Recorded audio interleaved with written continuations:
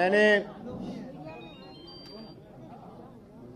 पद संभालने के बाद ऑफिस में आकर पहली फाइल जो साइन करी है, जो हमने अपने प्रदेश के किसानों को आश्वासन दिया था कि 2 लाख रुपए तक का कर्जा माफ, ये मैंने पहली फाइल साइन करी है। साथ साथ 2-3 और फैसले मैंने करे कि जो भी हमारी स्कीम्स हैं निवेश की, जो हम इंसेंटिव देते हैं, ये तभी लागू होंगे जब 70% लोग रोजगार लोकल हो, मध्य प्रदेश से हो। कि बहुत सारे ऐसे उद्योग लग जाते हैं जहाँ अन्य प्रदेशों से लोग आ जाते हैं, बिहार, उत्तर प्रदेश से। मैं उनकी आलोचना नहीं करना चाहता, और हमारे मध्य प्रदेश के नौजवान रोजगार से वंचित रहते हैं, तो उनको तभी उन इंसेंटिव्स का लाभ मिलेगा अगर 70% रोजगार मध्य प्रदेश का लोकल हो। तो उसके लिए निवेश नीति में परिवर्तन करना पड़ेगा। मैं करूंगा, मैंने वो साइन कर दिया।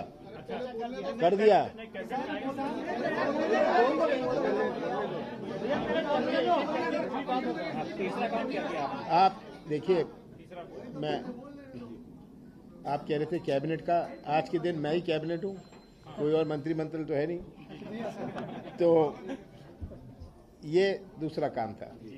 तीसरा काम था कि जहाँ हमने कहा था कि विवाह के लिए हम 51,000 रुपये देंगे, ये हमने इसको लागू किया। कन्यादान।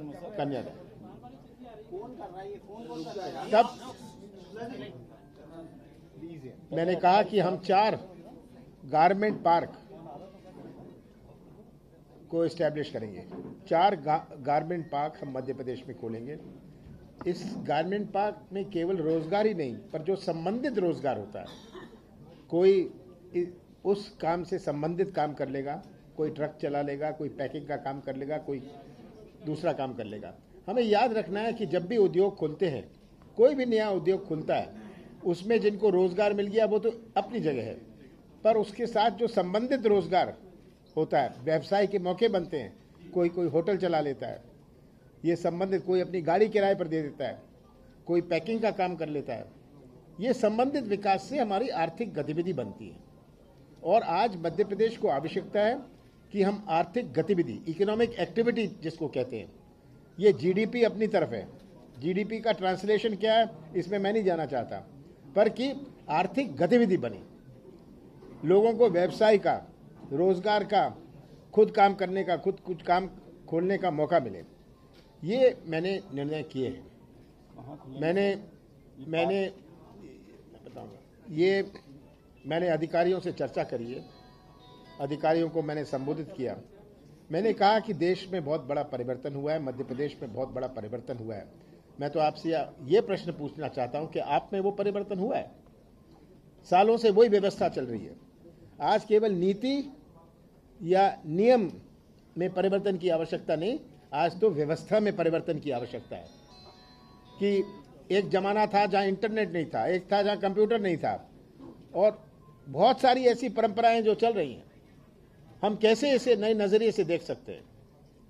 हमें अपने आप में ये संशोधन करना पड़ेगा, अपने आप में ये सोच बदलनी पड़ेगी कि कैसे आज के नौजवानों की जो आशाएं और अपेक्षा हैं, आज के नौजवान और बुजुर्गों के जमाने का जमाना कुछ और था। बुजुर्गों ने तो जीवन काट लिया बिना इंटरनेट के, बिना ये 1000 चैनल के। आज के नौजवान में जो तड़फ है, क्या आप पहचान सकते हैं? ये आज तड़फ हमें पहचाननी है, क्योंकि ये मैं मानता हूं बहुत बड़ी चुनौती यही नौजवान मध्य प्रदेश का निर्माण भविष्य में करेंगे। जब तक हम इसका कोई उपाय ना ढूंढें, इनकी क्या आशाएं हैं, इनकी क्या अपेक्षाएं हैं, पब्लिक को आज गवर्नमेंट से क्या अपेक्षा है? ऐसा जमाना था, मैं जानता हूं, 40 साल पहले, 48 साल, 35 साल पहले सब सरकारी रोजगार ढूंढता था, सब सरकारी रोजगार ढूंढते थे। आप पूरे प्राइवेट में हमें नहीं जाना। आज हमारे शिक्षा के क्षेत्र में होए, हमारे स्वास्थ्य के क्षेत्र में होए, हम कैसे जनता को ये फैसिलिटीज प्रोवाइड कर सकते हैं? बहुत सारी हमारी ऐसी योजनाएं हैं जिनका डिलीवरी सिस्टम पूरा फेल है। बहुत अच्छी योजनाएं बन जाएं, पर उसका डिलीवरी सिस्टम अगर फेल हुआ, डिलीवरी सिस्टम में कितनी लीकेज होती है, उस योजना तभी सक्सेस होती है, तभी सफल होती है जब उसका डिलीवरी सिस्टम सही हो। हमको कितना रिफॉर्म करना पड़ेगा, कितना सुधार करना पड़ेगा डिलीवरी सिस्टम में, जो भी चलती हुई योजना है, जहां लोगों को पूरा लाभ नहीं मिल पा रहा। मैंने भ्रष्टाचार की बात करी है कि भ्रष्टाचार हमारे गांव से शुरू होता है। आज 90% लोगों को तो पंचायत, ब्लॉक, तहसील, कलेक्ट्रेट से मतलब है। 90% लोगों को, उनको ये वल्लभ भवन से मतलब नहीं है, मंत्रालय से मतलब नहीं है, जहां उनकी छोटी छोटी बातें। और मेरी तो सोच ये है कि अगर मेरे को कुछ कोई कहता है कि मेरा ऐसा काम नहीं हुआ, मेरे को ये प्रमाण पत्र नहीं मिला, और मैं कहूं किसी अधिकारी को कि आप देख लीजिए इसे, और वो कहता मैं कर दूंगा, मैं उस अधिकारी को बिल्कुल बर्दाश्त नहीं करने वाला। जो होने वाला काम था क्यों नहीं हुआ? मेरी मदद तो वो मांगिए जहां ना होने वाला काम था। जो होने वाला काम है उसमें मेरे पास क्यों आए कोई? तो ये एक नए नजरिए से हमें देखने की आवश्यकता है।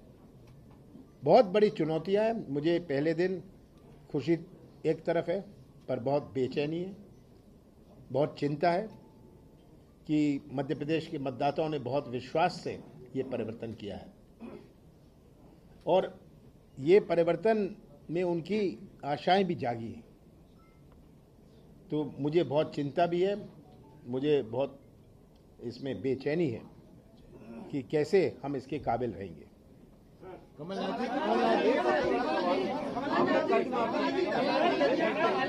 आप ही तय कर लें।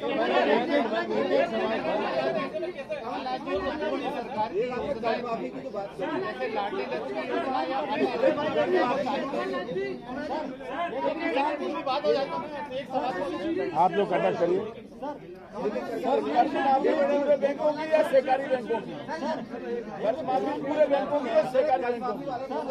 अच्छा, ये देखिए, ये अभी आपने प्रश्न पूछा क्योंकि आप सबसे करीब बैठे हैं। हमने वचन पत्र कहा है सभी बैंकों की, गवर्नमेंट बैंक और कोऑपरेटिव बैंक, 80% तो गवर्नमेंट बैंक का है। और मैं तो गवर्नमेंट बैंक को ये कहना चाहता हूँ, अब आप चुप रहेंगे तो गवर्नमेंट बैंक को ये कहना चाहता हूँ कि जब आप उद्योगपतियों का, बड़े बड़े उद्योगों का कर्जा 40-50% माफ़ कर देते हैं, तब तो आपके पेट में दर्द नहीं होता। किसानों का कर्जा माफ़ करने में आपको दर्द होता है। बड़े बड़े जो अर्थशास्त्र हैं, ये इकोनॉमिक्स हैं, ये अपना लेक्चर देते हैं, उनको खेत और गांव से क्या संबंध? ये कह देंगे। हाँ, अभी मैं स्टार्ट कर रहा हूँ। आप तो कंटिन्यू करिए। तो इसमें बैंकों को भी ये बात सोचनी पड़ेगी कि जब आप उद्योगों का कर्जा 40-50%, ये तो इंटरनेट में है, किसी का 60% माफ़ कर दिया, किसी का 50% माफ़ कर दिया, ये तो आंकड़े ओपन है। और किसानों का कर्जा माफ़ करने में आप परेशान हो रहे हैं, ये क्या बात है?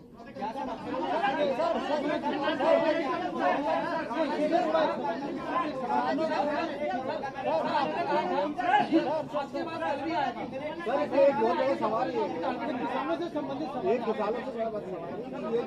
ऋण जो माफ होगा, ये करंट लोन माफ होगा कि जो उनका पूरा एनपीए है? देखिए, हमने जब पहले केंद्र सरकार ने, यूपीए सरकार ने कर्जा माफ किया था, हमने केवल डिफॉल्टर्स का माफ किया था। हमने अपने वचन पत्र में ये कहा है, ये तो ने पहले ही कह दिया, ये आज की बात नहीं है, कि करंट का भी होगा, करंट का, और जो डिफॉल्टर्स हैं उनका भी माफ।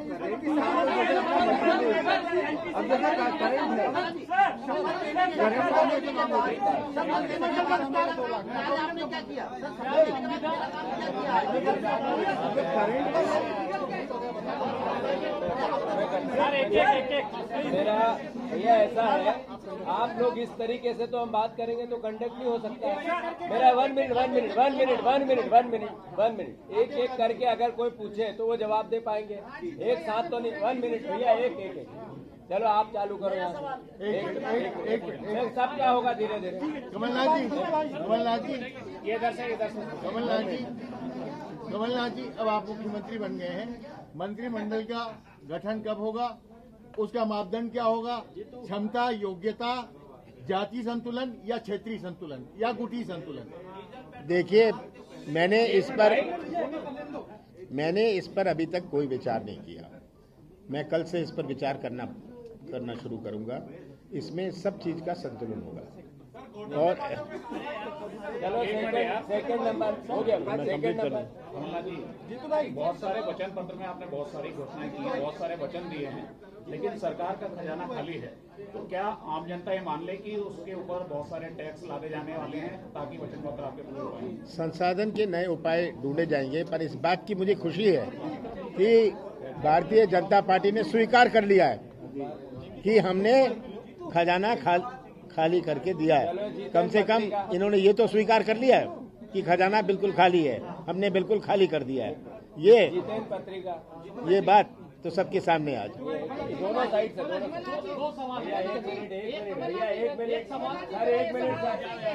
कमलनाथ जी, मेरा सवाल ये है कि मध्य प्रदेश में जो है ना, कमलनाथ जी ब्यूरोक्रेसी में अभी आपका आपका नंबर आएगा,